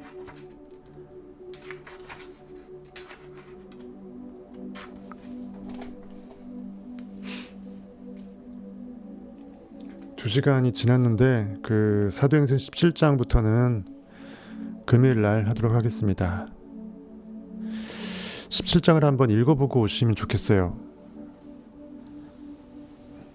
제가 일부는 제가 예전에 그 부활이나 네빌 고다드 시리즈 하면서 해석했던 부분도 있고요.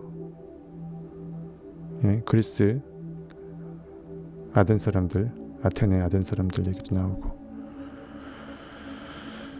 제가 했던 부분도 있는데 어쨌든 요거 한번 읽어보시고 그 다음 시간에 금요일날 하도록 하겠습니다. 그리고 돌아오는 수요일에는 시편 말씀 같이 이어가겠습니다. 그리고 시편을 계속 끝까지 할지 아니면은 중간중간에 다른 걸 섞을지 아니면은 시편을 다 하지 않고 하고 싶은 부분만 발췌해서 할지 자만서라든지 다른 걸 할지 아니면 아까 예전에 얘기했던 어떤 그 뭐죠? 그 뭡니까?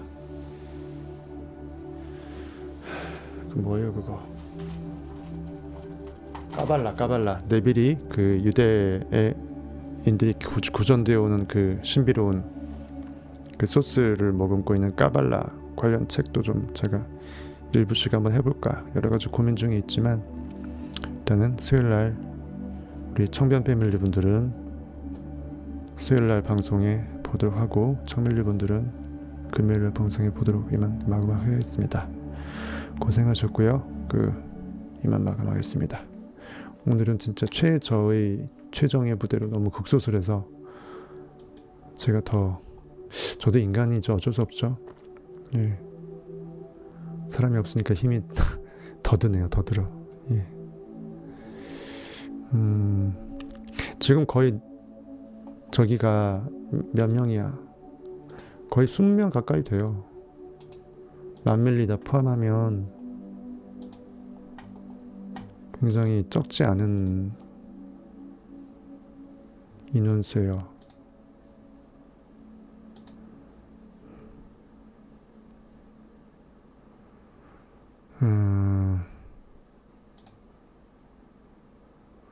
활성회원 그러니까 아직 그 해지 안 하고 계속 쭉 이어가고 있는 활성회원만 20명이 넘거든요. 그 중에 청밀리는 10분이 좀 넘고 만밀리도 한 5분 되고 청변 패밀리 5분 되고 10분이 넘는데 너무 이제 방송이 참여율이 저조해서 아쉽네요. 길래정님 늦게 들어오셨으니까 저기 처음부터 한번 보시고 오늘 또 은혜로운 찬양도 했습니다. 어쨌든 사도행전 17장 한번 읽어보고 오시고요. 제가 말씀드렸습니다. 저한테 자꾸 의지하지 마시고 충분히 샘플링은 해드렸어요.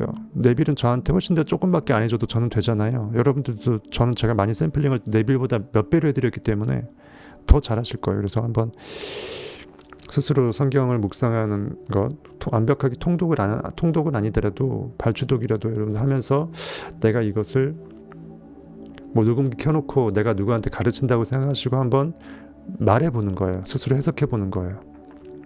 글보다 말이 편할 수 있으니까. 그래서 녹음기를 써놓고 틀어놓고 없다고 생각하고 내가 나한테 옆에 앞에 누가 있다고 생각하고 설명해 준다고 생각하고 아니면 주변에 설명을 들어줄 사람이 있으면 틀려도 좋으니까 한번 이것을 형이상학적으로 영적으로 심취해서 이것을 내 느낌대로 한번 얘기해보는 버릇을 해보시면 이렇게 양파 껍질은 벗겨지는구나 라는 것이 습성이 되면 더 잘 벗겨져요. 내가 벗기는 게 아니라 양파 지가 스스로 벗겨요. 즉 진리 지가 스스로 벗겨져요.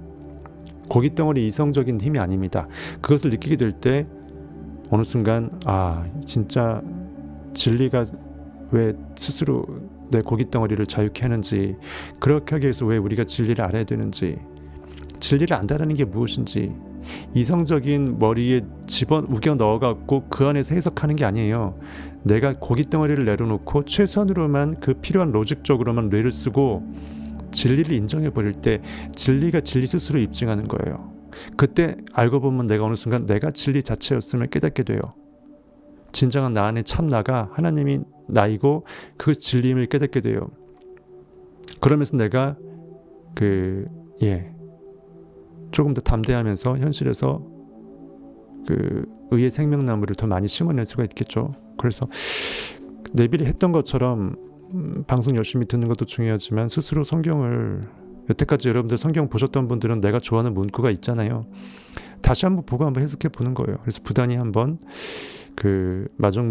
스스로 마중물에서 본물로 터져 나오는 그것을 한번 연습해 보시면 좋겠습니다. 굳이 언변이 좋지 않아도 돼요. 내용만 맞으면 되잖아요. 뭐 강의할 거 아닌데 혼잣말로 누구 옆에 두든지 아니면 녹음기 틀어놓고 핸드폰 녹음이 되잖아요. 나중에 들어보세요. 그러면서 이런 부분 내가 조금 더 간과한 부분이 있다 그러면 그 다음 내가 더 녹음을 잘하게 될 수 있잖아요. 하다 보면 어느 순간 성경에 있는 사도 바울처럼 형이상학적으로 주고받을 수 있는 그런 상태가 올 것입니다. 이만하고